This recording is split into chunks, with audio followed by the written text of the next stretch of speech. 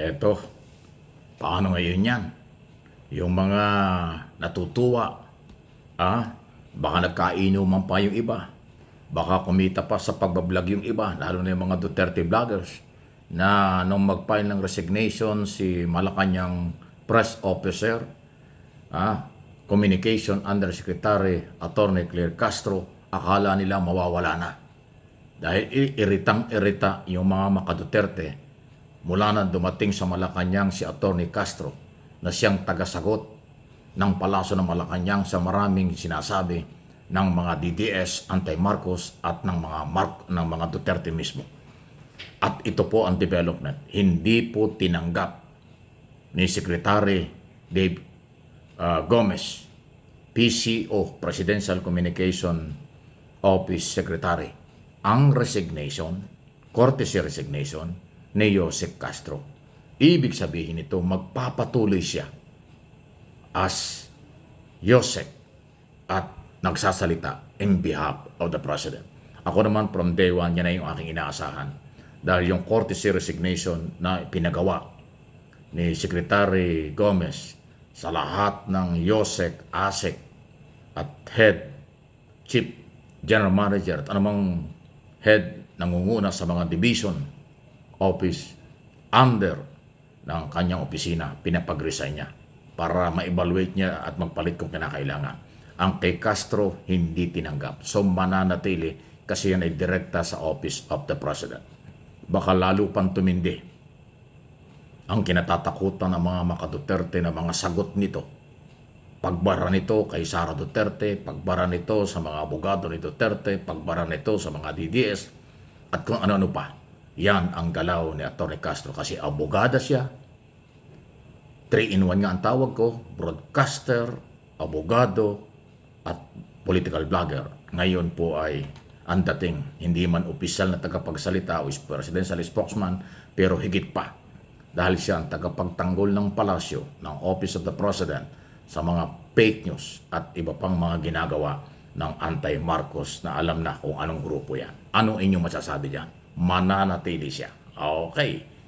Sunod na pag-usapan natin. Nako, wala nga ba na due process na ibinigay kay Sara Duterte tungkol sa mga itinatanong sa budget sa Office of the Vice President? Kasi yan po ang laman ng desisyon ng Korte Suprema.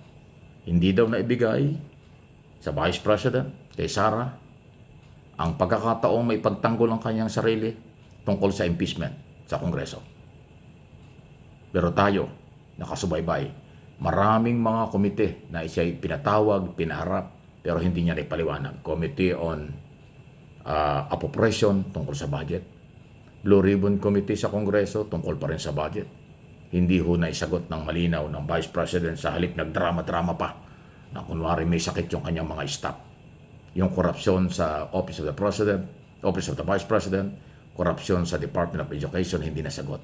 Pero ang sabi ng Korte Suprema, hindi daw na ibigay ang due process. Hindi yata alam ng Supreme Court yung maraming hearing sa Kongreso na nangyari bago nagproseso ng impeachment. Okay? Totoo ba yun? Hindi nga ba? Wala nga bang due process? Kaya ho, pinadismiss at sinabing labag sa saligang batas ang impeachment laban sa pangalawang Pangulo. Yan po ang sinasabi ng Korte Suprema. Ngayon, meron pang isang isyong matindi. Sabi nila, tama man o mali ang desisyon ng Supreme Court, dapat irespeto. Di ba mas masarap dapat na irespeto natin kung tama? Kung mali, irespeto? Parang ganun ba? Sa Supreme Court, ganun. Pag tama, respeto. Pag mali, irespeto rin. Paano ang... Iba ba sila? Sila ba hindi sakop ng saligang batas? Sila ba hindi Pilipino? Sila ba hindi ko alam kung bakit. Ako, naguguluhan ako dun eh. Tama daw o mali ang desisyon, dapat irespeto. Ibig sabihin, kilalanin, igalang. Tayo naman gumagalang dyan, totoo naman eh. Bakit hindi? Kaya lang tatanong lang tayo bilang Pilipino. Pag ang mga Pilipino nakasala dahil mali sila, may pananagutan, nakukulong, nakakasuhan, nakukulong. Yung mga pangkaraniwang tao. Pag ang Supreme Court ay nagkamali, wala nang kaso. Pag ang Supreme Court ay nagkamali, tanggapin na rin natin at irespeto natin. Ganun ba? Ako nagtatanong lang. Kasi medyo sa ating prinsipyo, medyo naiilang ako at nalilito ako. Ako naniniwala, kahit sa bang galing, kahit sino, anumang sektor, anumang relihiyon, anumang kasarian, pag tama ang ginawa, tama sinabi, irespeto natin.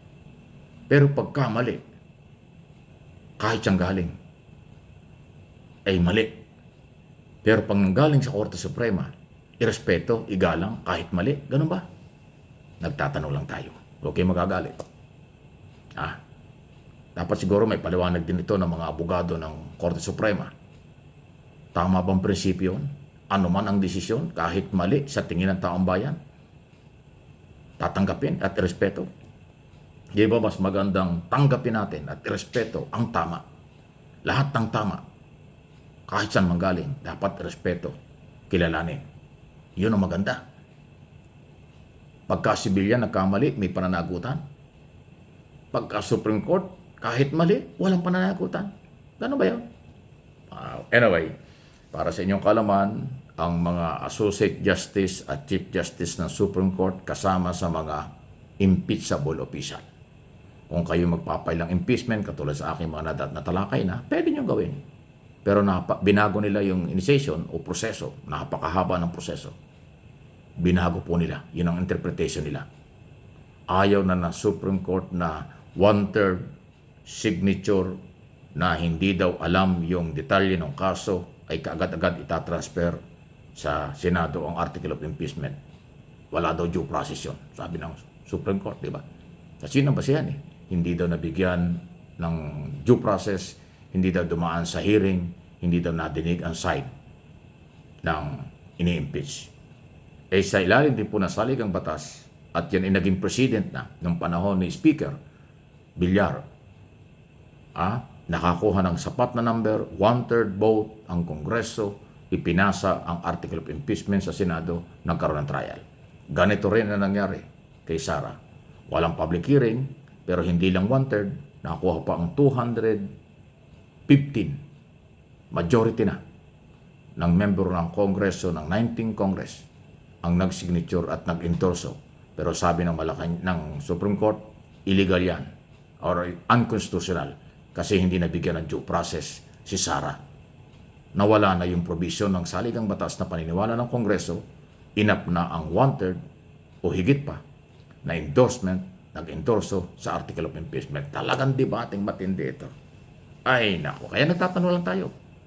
Wala nga bang due process si Sara Duterte? Tama o mali nga ba ang desisyon ng Supreme Court? Mali nga ba ang Kongreso? At yung pang isang issue natin, pag tama ang desisyon, irespeto, kahit mali ang desisyon, irespeto pa rin. Mga tanong po itong lahat tayo malayang makakasagot sa tamang pamaraan. Opinion, tanong lang po ito. Huwag kayong magagalit. Huwag kayong pikon.